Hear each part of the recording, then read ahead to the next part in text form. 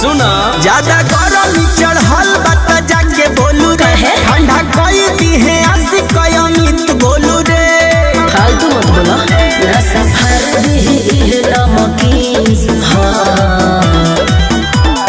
तारा उठा लाली से महंगा हमर जींस हो, तारा जो संभाल के दिहिला हम 300, तारा जो संभाल के दिहिला हम 300, तारा जो संभाल के दिहिला हम 300, मात्र 300।